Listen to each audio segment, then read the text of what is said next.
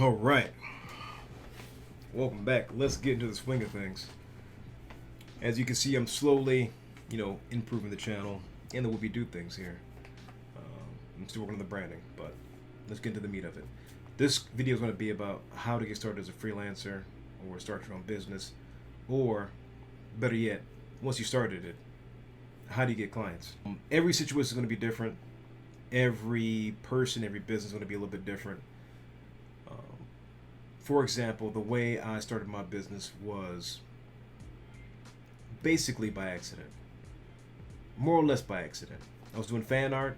I was enjoying that scene in the social space, and people were taking note of the fan art I was doing. So I ended up doing commission work.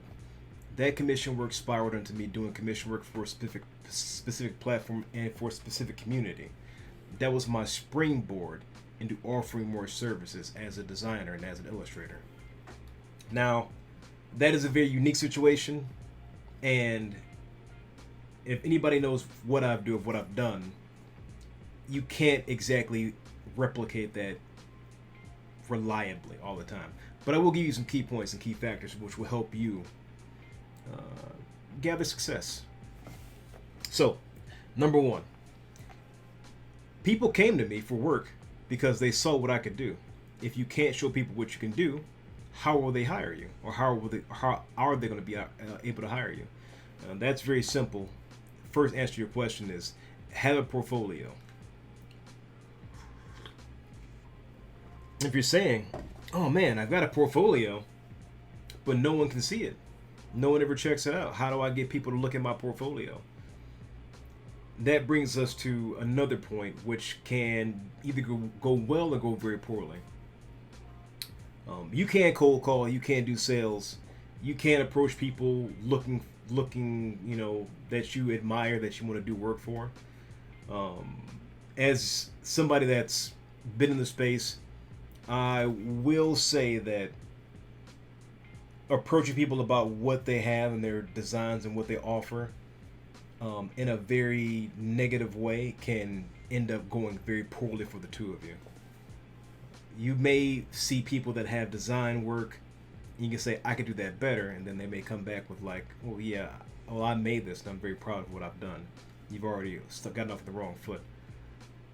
What you want to do is say, or approach people, even reach out to people that you found on social media that you would like to do work for, and just do kind of a one-off thing. Because you're going to end up building your portfolio from these little side projects, these passion projects, and one step by step, you're going to be offering things that people may want. That is one way to get your eyes on things, using the appropriate use of hashtags, trends, etc. Those are ways to get people's eyes on what you do. If you're an illustrator and you've participated in the Jacko challenge, which I'm pretty sure by the time people see this video, I'm like, "What's the Jacko challenge?" It's something it's very silly. It's from a video game, and people were drawing characters in this particular pose from a fighting game, from Guilty Gear Strive. That is one way for people to get their eyes on what you do as an artist or an illustrator. Number two is just Google freelance work, and to your amazement, you're going to be hit with a bevy of websites offering, or people looking to fulfill jobs in that area. Now, I know what you're saying. "Well, I don't have the X, Y, and Z degree to apply for these jobs."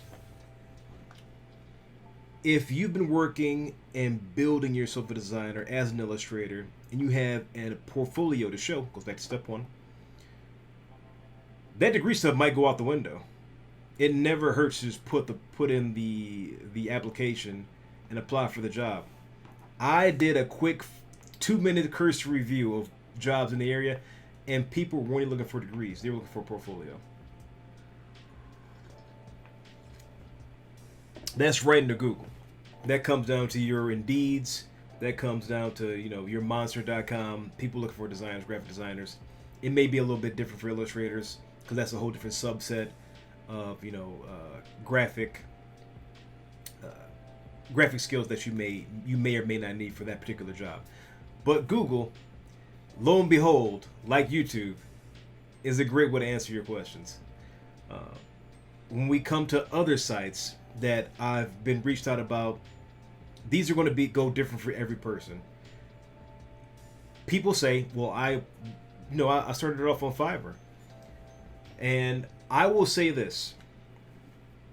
Getting your foot in the door with design and building up a portfolio to show people may be very difficult. If you're going to go the Fiverr route or the 99 Designs route or any of those freelance sites that are going to take a fee for what you do, it may be the only way to get your foot in the door with other people to work with them. And so I can't poo-poo on it all day that it's not a great idea. Fiverr, in my opinion, is just bad for the design space overall because it cheapens. It makes what we do as designers and our problem-solving skills less valuable. So that's something to consider. But when money's tight, you got to do what you got to do to make money. You got to survive. And seeking out those jobs and building out the portfolio and improving on your skills day after day after day is going to net you bigger and bigger returns. So that is a route you can take. I do not suggest it, but when you're trying to break into your career, it may be a necessary step, even to just learn the basics of just dealing with clients. I would not make that a long-term goal, though, to be a lifetime Fiverr designer. That is not design. That's not career goals. That's not design goals. But it is a way to net you maybe specific clients. I'm not sure how their clientele goes after you work with a person and they would work with you again. But hey, no, I'm no longer on the platform anymore. But you can contact my website. Which also goes back to having a website, having a portfolio. We covered this stuff in many videos before. You're gonna want to have a portfolio that lives on your own website. It's gonna cost a little bit of money, and when I say a little bit of money, I mean literally a little bit of money, like $10 a month. You renew your domain for $25, and maybe I'll talk about getting a sponsor from the place I use for my website all the time. But that's another video. Now, once you've got your clients, how do you keep them? How do you maintain client retention? There are a number of ways to do this. Number one is offering a great service, offering great design, offering great client service, great customer service. Not waiting on the client on hand and foot, but being responsive to their needs, being responsive to their questions, and being responsive to their suggestions and letting them know why or why not something may or may not work. That is all super important to bring people back to you to do the things they need. Because anybody can make a great design, but can you deliver it on time? Can you deliver it with all the required parameters? Or if they tell you something that they need and you deliver something else that they did not need, they're not going to come back to you. They may pay you like, well, it's been great working with you, but they're not going to come back to you ever again. You'll be as I am with some restaurants where I go to a place and it's a bad experience. I don't say, hey, I want a refund. I don't say any of that. I leave. And I never come back. Because I don't want to deal with the hassle. Just take my money and get out of my face. That's what you do not want. That is going to be the death knell to your business in having people come back. They want to spend their hard working money on something to, improve the way their business or their site or their content creation looks. Bringing that back, you kind of want to be clear. You kind of want to have this on your website and on your portfolio, your commission information, etc., etc., etc.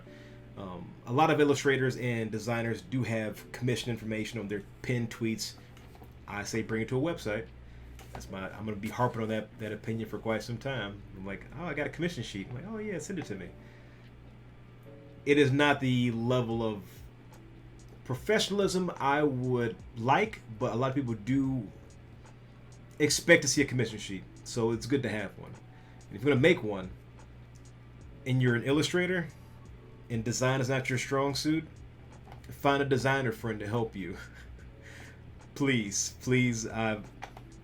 Art is not design. And design is not technically art. So if you're an illustrator that has no design skills and you're putting together these sheets, have a designer friend look at it at least once. That is all I'm asking you to do, because some of them are hard to read. It's unclear where the information is going. That will be. I might make a whole video about commission sheets. That might be coming down the pipe soon. But you want to be clear about what you offer. You want to be clear about your price. You want to be clear about your terms of service. And creating a term of service is quite as easy as clicking Google and how do you develop a term of service for, as a designer, and having that be readily available on your website.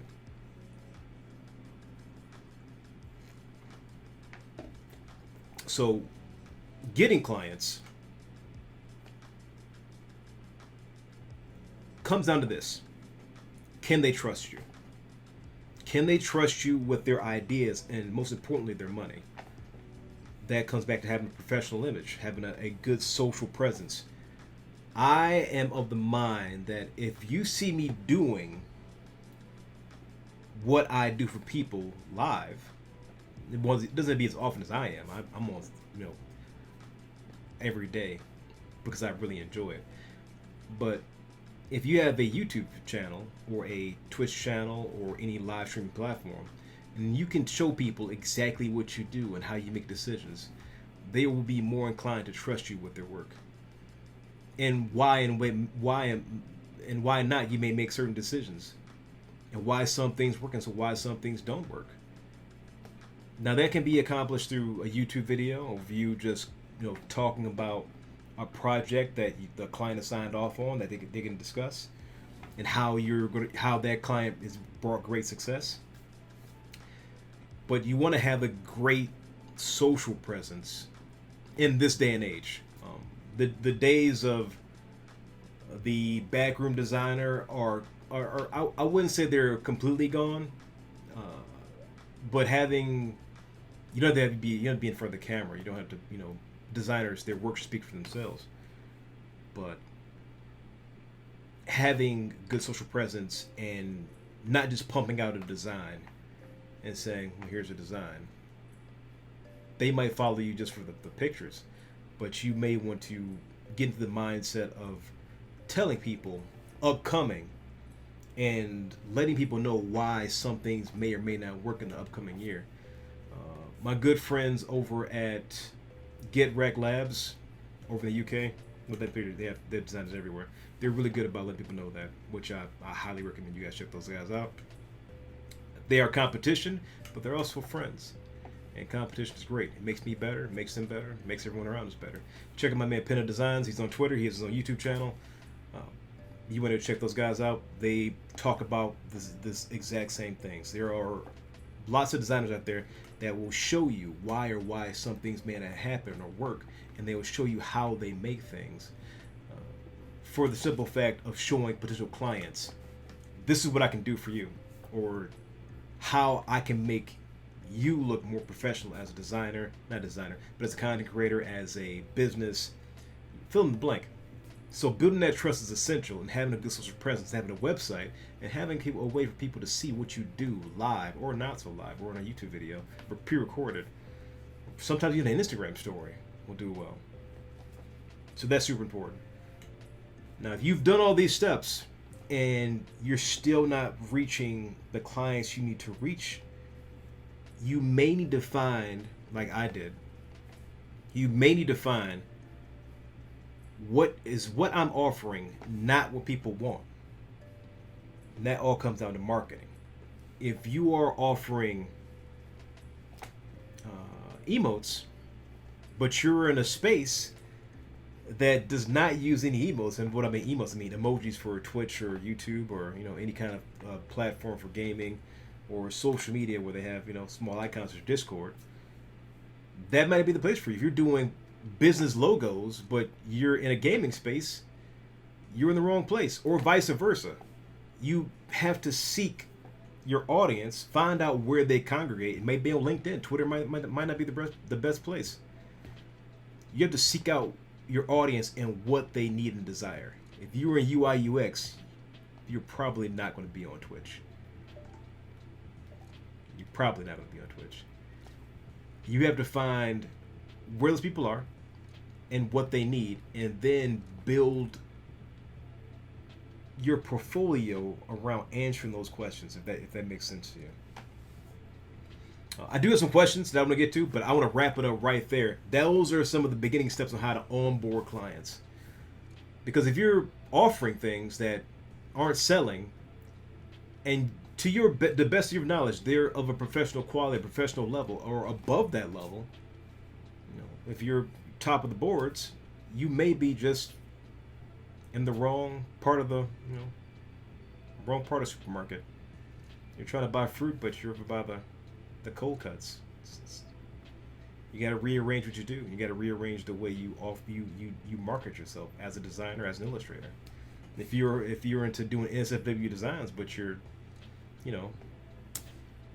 a different part of Twitter that has no NSFW designs, you may want to rethink what you do and who you're speaking to, or what communities you're involved in. But for the questions, we got some great questions. A lot of the questions I got, I'm going to have to cover in other videos because this is about how to onboard clients, how to get clients. Okay, first question from man Flipside is, how important is it to have a portfolio collection of work examples to share? We covered that. If you say I'm a designer, I'm like, oh yeah, well I'm looking for a designer for my project. I'm going to be redoing my second channel, my second YouTube channel. My first channel has over 500,000 subs, and I'm looking for somebody to redo my overlays, redo my intro videos, make some motion graphics, do some animation.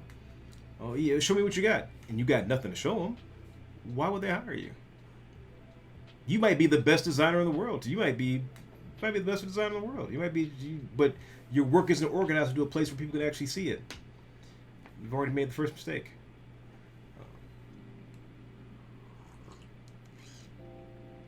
Okay. What forms of advertising, this is from Flipside as well. What forms of advertisement have you going? I read it as he wrote it. To be the best investment of your time and money. Advertisement is another way to, I would say, advertisement is best applied to passive income. Advertising yourself as a designer is basically the work of social media. If you're doing ads for your services, you're going to hit with two problems. It may be the first problem is people are confused by your ad. They might think you have a team of designers that are going to take on all this business. Or your second problem is you get so many inquiries that you become overwhelmed with work and you have to shut down. I'm not saying that's a guarantee, but when you put an ad into the space, into the general space of the internet, and it's not targeted well, you may get a lot of inquiries that may not even be up your alley, because ads are very, very they can be very broad, and people may not know exactly what they're looking for. So social media should be your best advertiser, in my personal opinion. If you're going to run an ad, say you have a service that you don't have to do personally, like I have a course I've made, I may produce an ad for that. Or if I'm selling something like like merchandise, I may make an ad for that, but I will not make an ad for myself as a designer, because that may cause lots of mayhem and havoc in my inbox. So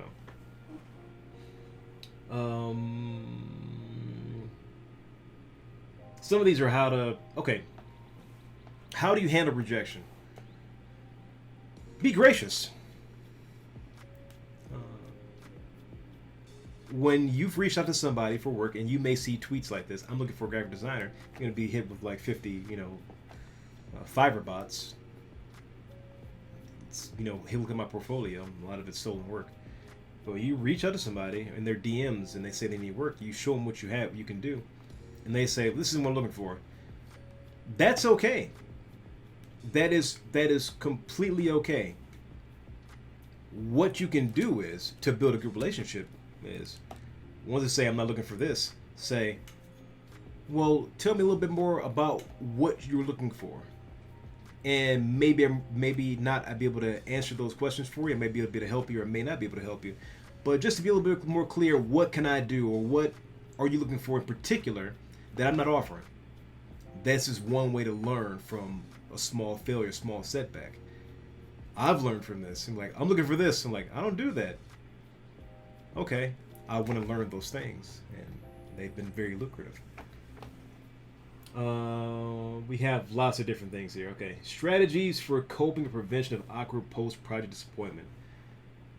I may cover that in a separate video. This is from Brilliant Buffoons. I'm gonna come back. I'll probably do that again. How number two, second question: how much is sales involved, or should your work reputation sell itself? It's going to be a fine blend of both. You want to have the latter. You want to have your work speak for yourself. You want to have clients you've worked with speak highly of you. That goes back to our first points in the video. You want to be able to have good client retention. If that's not working out well, it's going to be hard to survive. Because people want to know and work with people they trust or that their peers trust. And if somebody refers me to their friend, like I refer work to other people, I trust you, and if you mess this up, you cannot be my referral list anymore. I'm sorry. I apologize. I love you. And this has happened before, where I recommended somebody and then it didn't work out because I listened to both sides and I'm like, hey, yo, this is not, you're making me look bad. So when somebody refers you and they trust you and what you do, so reputation is important. You should be able to sell itself. But sales can happen. A good example: people on Twitter will tag me in something like, "Oh yeah, I know this guy who does this." I'll put in a video or a montage link to one of my my portfolio projects that I finished recently, whether it be an animation, motion design, emotes, illustration, whatever it is, whatever they're looking for. I'll put out a swirl thing.